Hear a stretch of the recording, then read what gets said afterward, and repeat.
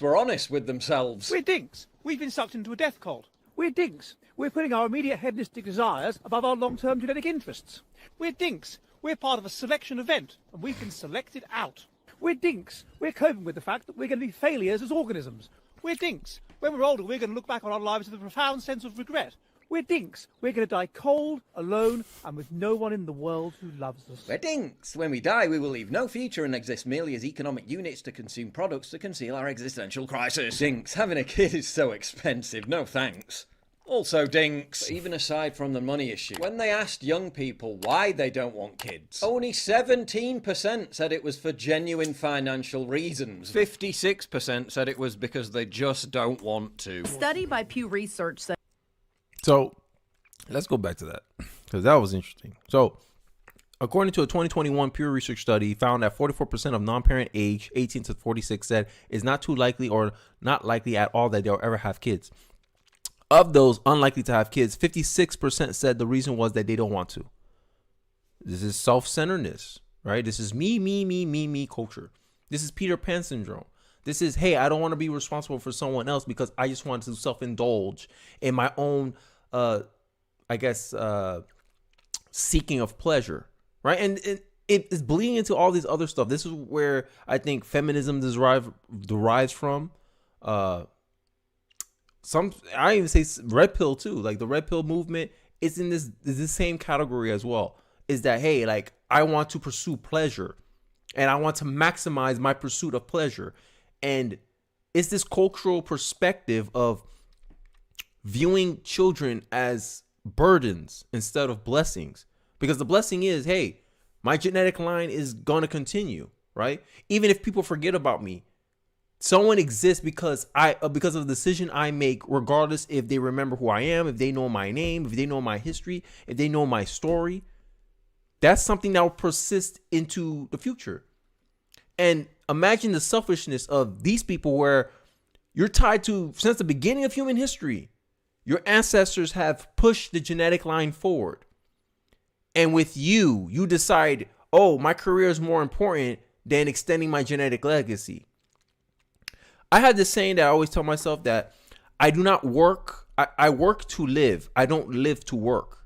And a lot of these people is for the dinks culture. It seems like they work to buy stuff. They live to consume. They live to build up materialistic items as a collection or something, right? Brainless consumerism.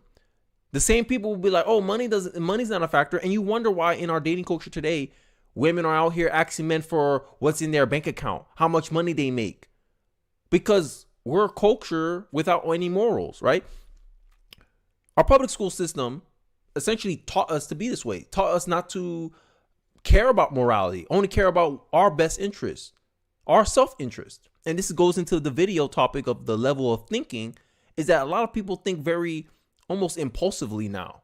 We've been conditioned to think impulsively now. Whatever immediately benefits us now, even in the long term, it hurts us.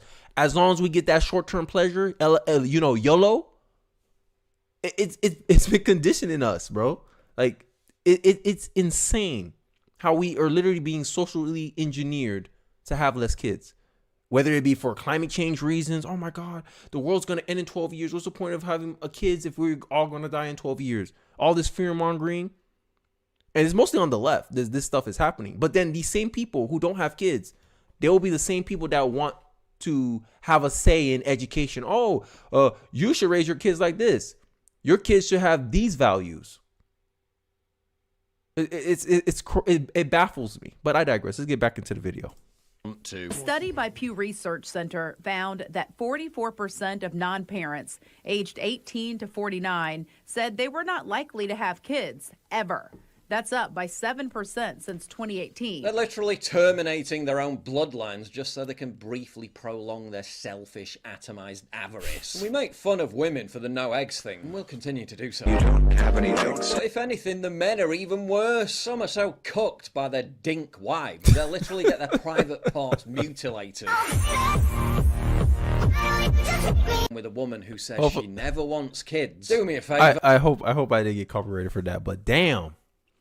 This lady said, POV, your husband getting a vasectomy so you can live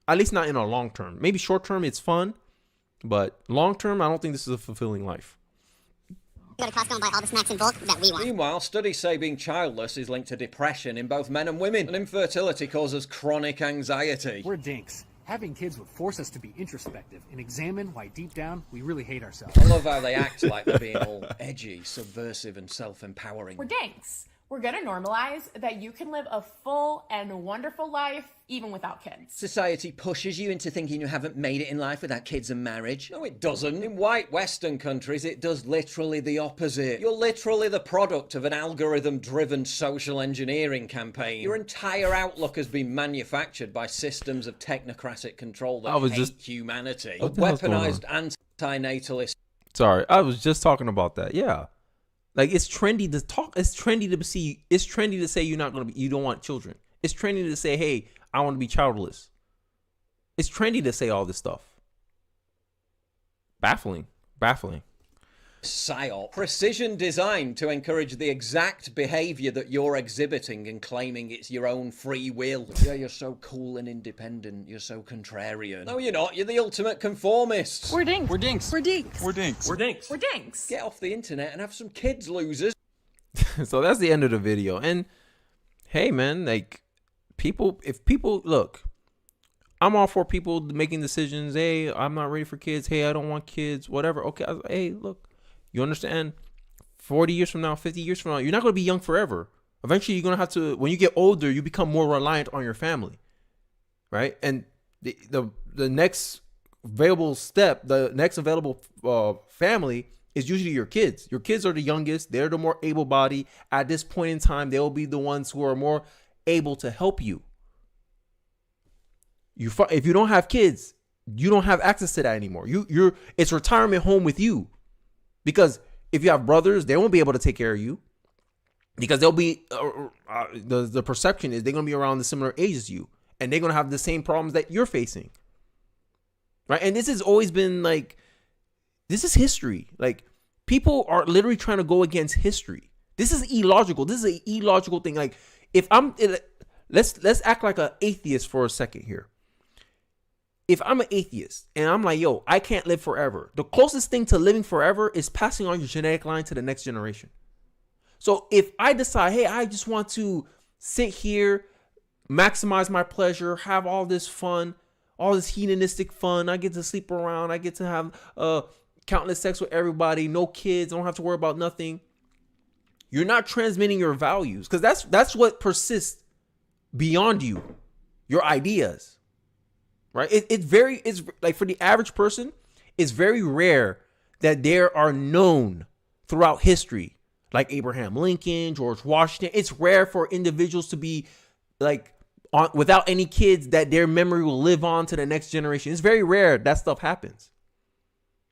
Because I think as human nature, as human beings, we strive to be recognized and we strive for achievement. And the ultimate form of achievement and recognition is to be remembered. It's to be memorable. That's why during your funeral, no one's, I mean, they could talk about it, but what people who show up to your funeral, what they're really showing up for is, hey, I cared about this person's character, what values this person represents. That's what people show up to funerals for. That's why it's important that people go to funerals, so that they recognize, hey, one day my story is going to end. What will people say when they reflect on my story, my life? That's what your life represents. And Dinks is a very short term. It don't think about the long term. It doesn't think about the long term at all. It only cares about how can I gratify my wants and my needs. And I think I think a culture that's glorifying this stuff is a culture on the way to destruction. Right? We're already not replacing ourselves at a rate. And then when we get older, we wonder why we don't have Social Security. There's not enough young people to pull taxes from to pay for our Social Security. That's why we're declining as a country. But I digress.